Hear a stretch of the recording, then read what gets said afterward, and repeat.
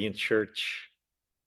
If you're new here today, I'm Pastor Randy, and in a couple of weeks, I'll be back in person with you. Glad you're with us today. We Radiant Church are not a church that holds to any brand of partisan politics. You're welcome here no matter where you fall on the political spectrum, left or right, probably in reality somewhere in between. We are not a politically charged church with an axe to grind. Our allegiance is to King Jesus, the most benevolent of kings. I start with that because I'm preaching through the book of Amos of today, week 4, as a source which is quite relevant to our day. I mean, this book of Amos, out of the Bible, it's obscure. You may not have heard of it before, but it is quite relevant to the American church. Let me start by saying that the Bible is a subversive book. Jesus is subversive. He's not revolutionary, but subversive in that he seeks to erode our basic belief in the value of the status quo. If you've read the Sermon on the Mount, you know that. He doesn't seek to overthrow governments, but to rally us around a different kind of citizenship, as though we were exiles, as though this isn't really our home, as though we're passing through and there's a greater kingdom and a greater king to which our allegiance is owed. Yeah. I said Jesus is subversive. I said the Bible is subversive. Subversion, here's the definition. It's the undermining of a power or authority structure within a system or institution. Yeah, just read the history of Jesus' life and death and crucifixion, and you get it. Jesus is subversive. We're going to be several places in the Bible today, including Amos, and so I want you to get ready. Get your phone, your tablet, your print Bible ready. We're going to be several places: Amos, Revelation, in the Gospels. So be ready. I'll give you time to turn there. Okay, yeah. Jesus, you may not like this word, Jesus is subversive. If he was interviewed on Fox News, he might be called, well, a subversive. Jesus calls some to sell all they have and start a new life. Jesus speaks of the last in line in this life being the first in line for eternity. Jesus spoke of his own lack of monetary resources. When others would consider following him, he would say, I don't have a place to even rest my head. Luke 9:58. We wouldn't like to say it this way, but was Jesus homeless? God's people have historically been exiles. Do you understand that? God's people have historically been exiles. It's a picture of this biblical ethic that, again, our citizenship is in heaven. We are not to be too deeply ground into the stuff of earth, because our citizenship for eternity is in heaven. Don't make this country your identity. You are not an American Christian. Yeah. Jesus is subversive. He erodes our basic belief in the value of status quo. Jesus isn't welcomed in closed countries because his message is subversive, not revolutionary. It's what sustained the Black Christian through the dark days when they sang, "We will overcome." Not "we will overthrow, we will overcome." Yeah. In Jesus' day, that second concentric circle of followers of Jesus, just outside the inner circle of the 12, that second concentric, they wanted him to bring revolution, make their nation a religious nation again, free us from the tyranny of the secular Roman government, make us a religious nation again, they would cry. But Jesus would not be that kind of king. So they killed him. In the American church, the prosperity gospel has made us materialistic. The religious right has made us aggressive and fearful and militaristic. And American evangelicalism has made us deeply individualistic. Jesus in me and my trauma is the sum total of my religion.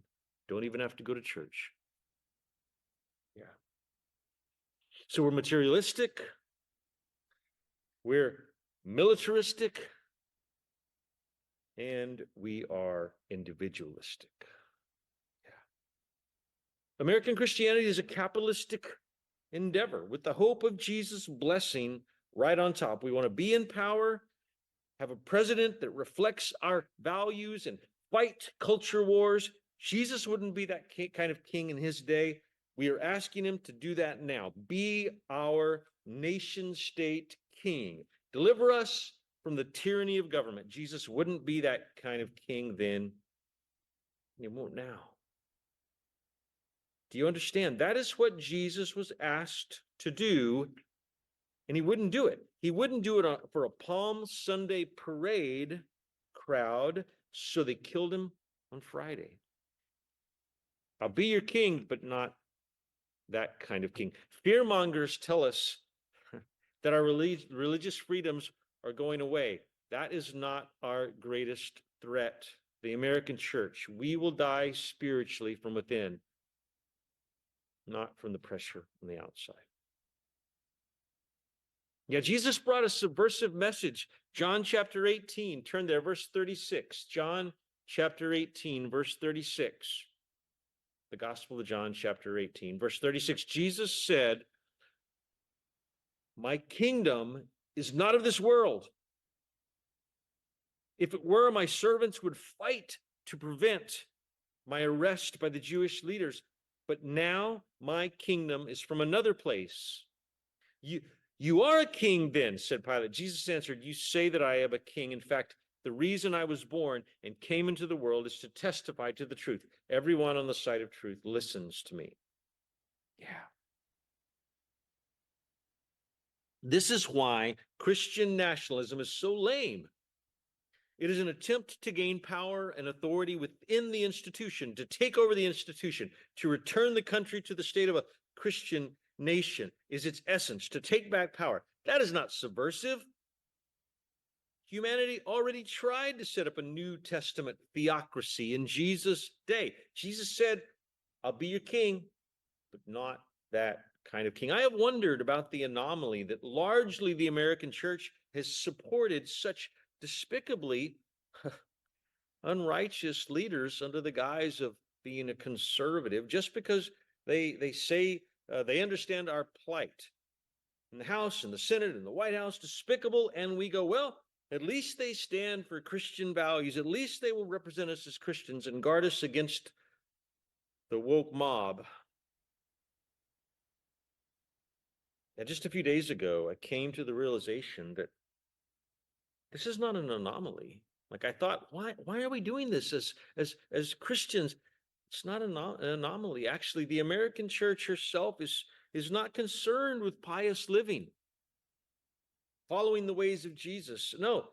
So our choice of leaders are not anomalies. This is who the American church has become.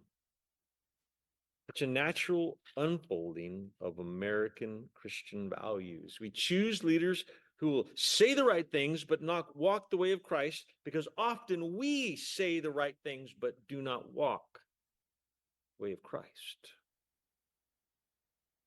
The subversive nature of Jesus is nowhere better represented than in the Sermon on the Mount. Jesus' words, "Blessed are the poor, blessed are the meek, blessed are the peacemakers, the picked upon, the down and out, for theirs is the kingdom of heaven. They shall be called children of God. They will inherit the earth." The way up is the way down, the road of humility and gentleness and peacemaking. If I said these things on my own today, you might call me a socialist or a Marxist. Am I suggesting Jesus is about socialism? No. I am reading to you the teachings of Jesus. Yeah. We long for Jesus to step into our reality and kill our opponents. Are we as ill prepared for his intervention in this day, in this world, as was Israel unprepared for his intervention in the day of Amos? Here we go. Book of Amos. Yeah, the nation, they were fat and happy and prosperous. Literally, it says they had summer homes and winter homes, and they worshiped in a synchronistic way, like the mixing of a little bit of religion, a little bit of patriotism, and a little bit of moralism, a little bit of materialism, a little bit of prosperity. Synchronistic religion, just mixing it all up. And they seemed to think that God was on their side and just as pleased as could be with their stances. Amos 5, verse 18. Amos 5, verse 18. Listen to these tough words. Amos 5:18 says, "Woe to you who long for the day of the Lord. Why do you long for the day of the Lord? That day will be darkness, not light. It will be as though a man fled from a lion, only to meet a bear, as though he entered his house and rested his hand on the wall, only to have a snake bite him. Will not the day of the Lord be darkness, not light, pitch dark, without any ray of brightness?" Here's the point. The point is the Lord is displeased. Don't you get this? And why? Why will the day of the Lord be darkness, not light? What is the Lord so judgmental of? Verse 21. I despise your religious festivals. Your assemblies, they're a stench to me.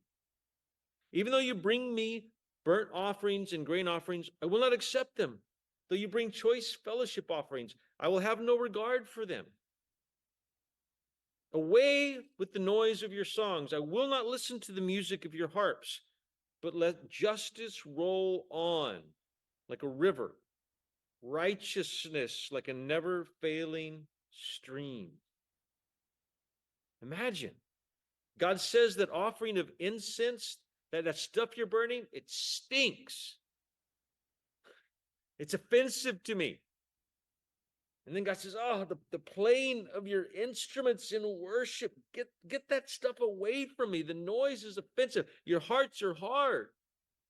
Yeah. In our day, the American church, our religious rallies often just noise. Why? The whole book of Amos, it's because we do not work for justice. That's what the Lord is upset about in this passage. We do not live for righteousness. That's what the Lord is upset about in the book of Amos. We want our socio-political, pseudo-religious leaders to save us when they are not even saved. What was God so offended by? Why is he so unsettled regarding his people? Remember from last week. If you weren't here last week, let me just catch you up. We learned last week that the heart of God, as painted in the book of Amos, is this. He is deeply concerned with how people treat people. I'm so glad that's the case. I think this is very attractive. The nature of God, we don't talk about it enough. I think we should. It plays well in our society. It might attract people to come back to church. What God is deeply concerned with is how people treat people. The whole of the book of Amos is about that. In Amos, God's judgment is threefold in nature. It lands on those who disregard human life, like life is expendable, on those who devalue human dignity in the form of slavery, literally or figuratively, and those who exploit the vulnerable, the poor, the helpless, the defenseless. We call it extortion, obtained by force, literally, to screw someone over. And God said, my judgment is threefold in nature for those who disregard human life, those who devalue human dignity, and those who exploit others. Let that sink in. We tend to think God reserves his opposition for those who don't see it our way. Yeah, in his day, the religious, the tax collectors, the loose sex addicts, and no, God says, actually, I'm watching how people treat people. But in this passage, how people treat people is the most heinous form of brokenness in that day. Have we excused aggression and even violence and mistreatment in our day, in our country, regarding the quartet of the vulnerable? We talked about this last week. Throughout scriptures, God's heart is for the quartet of the vulnerable. Biblically, it's the widow, the orphan, the poor, and the immigrant. I didn't say that, God did. His heart is for those four peoples. We think our hands are clean when our hands are dirty. We think the enemy is without, the woke left or whomever. The enemy is within our hearts. 100 years after Jesus' resurrection, I'm going back now to Jesus' resurrection, the Gospels, the middle of the Bible. 100 years after Jesus' resurrection and ascension, Christianity evolved, if you want to use that term, from being what they were originally, subversive, life-changing, catacombs, hiding, risking life to follow Jesus, people of the way. 100 years later, there was this